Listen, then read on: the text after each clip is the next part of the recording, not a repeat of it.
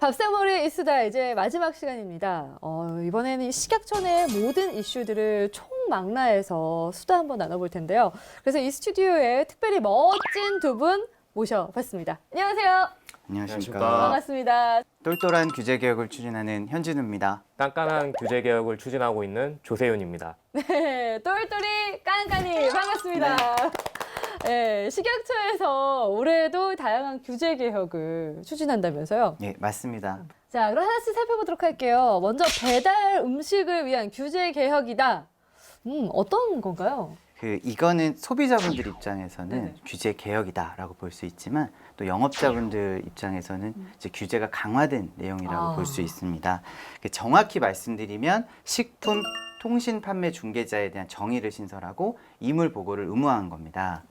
그러니까 핵심은 배달 앱을 통해 판매된 음식의 조리식품에서 이물이 발견됐을 경우에 해당 배달앱 운영자가 식약처장에게 통보하도록 의무를 부과한 겁니다.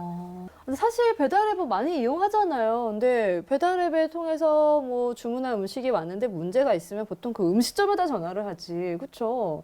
근데 이거를 왜 배달앱이 의무를 부과하게 된 거예요? 왜 그래요?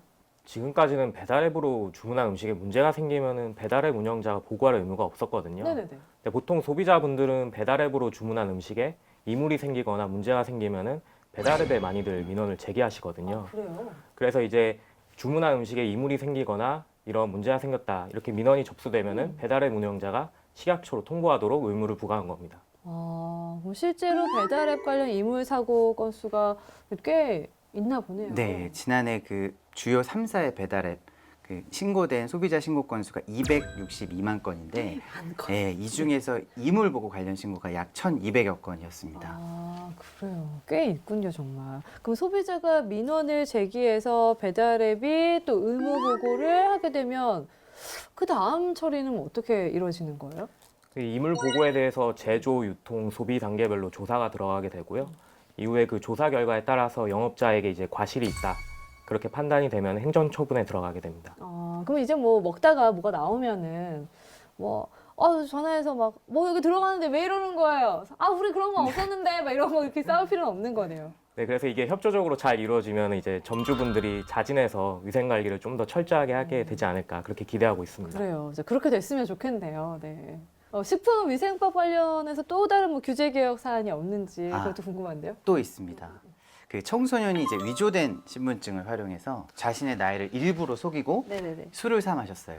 근데 이제 주인은 이제 철석같이 믿고 술을 팔았는데 네. 알고 보니 미성년자였던 거죠. 그럼 그동안은 어떻게 했을까요? 영업정지 막 이런 거 있었죠. 네, 맞습니다. 그동안은 영업자 준수사항 위반으로 영업정지나 이제 행정처분 대상이 됐습니다. 근데 청소년들이 뭐 정말 작정하고 막 네. 속이려고 그러면은 뭐 어떻게 업주 입장에서도 뭐 당해낼 수가 없지 않아요? 뭐 어떻게 해요? 좀 안타까운 면이 있는 것 같은데. 그래서 저희가 이번에 이 내용을 변경을 했습니다. 어떻게 해요?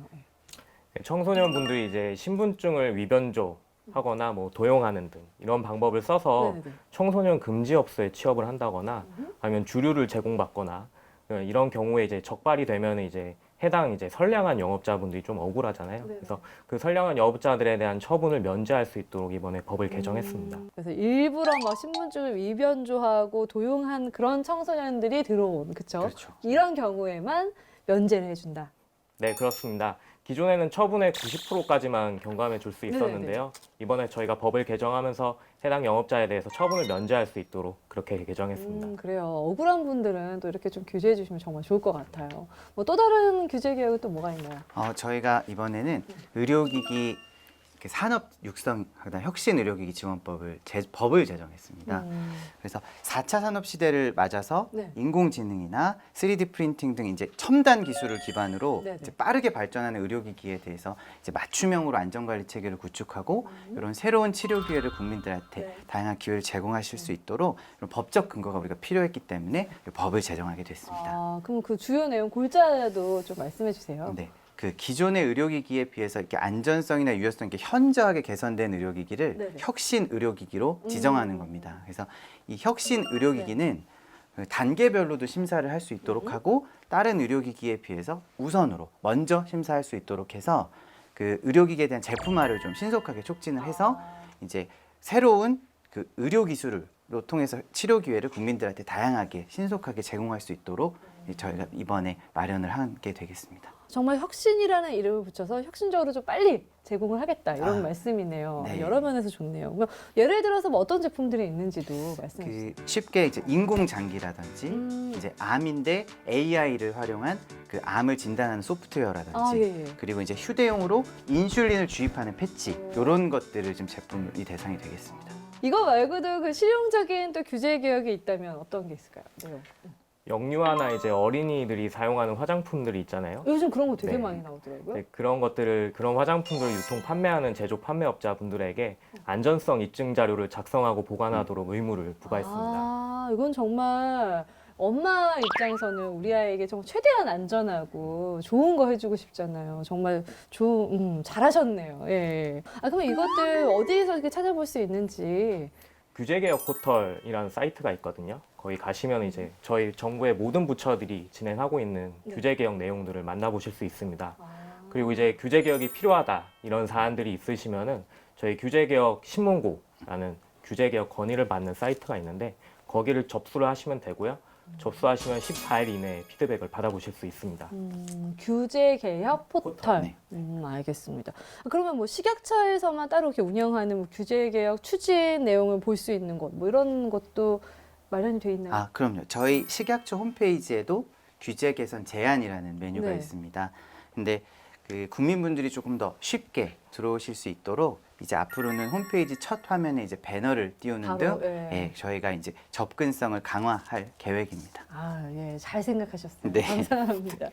아, 그리고 두 분 혹시 들으셨나요? 오늘 저희 밥상머리 있으다가 마지막으로 예, 방송이 되는데 또 거기에 마지막 게스트 분이세요. 예, 그래서 네. 식약처 식구분들을 좀 이렇게 대표해서 두 분께서 좀 이렇게 우리 시청자분들께 마지막 인사 뭐 이런 것 좀 부탁을 드릴게요. 시청하신 분들이 저희 식약처에서 하는 일 또는 이제 식의약품 관련 정보 이런 것들에 대해서 이해도 하시고 조금이라도 좀 관심을 가지게 되셨다면 저희로서는 큰 보람이 될 것 같습니다. 그 앞으로도 저희 식약처에 지속적인 관심 가져주시고 많이 응원 또 때로는 따끔한 질책도 부탁드리겠습니다. 저희 식약처도 국민 건강을 위해서 열심히 뛰겠습니다. 감사합니다. 네, 아주 아름다운 마지막 인사를 해주셨고요. 이 식약처의 규제 개혁 추진 안건들이 앞으로도 좋은 성과 또 결과 있기를 바라보겠습니다. 함께하는 식품안전 건강한 대한민국. 네, 그동안 밥상머리 이수다 사랑해주신 여러분들께 진심으로 감사의 말씀 드리겠고요. 앞으로도 식약처의 다양한 정책들에 지속적인 관심 부탁드리겠습니다.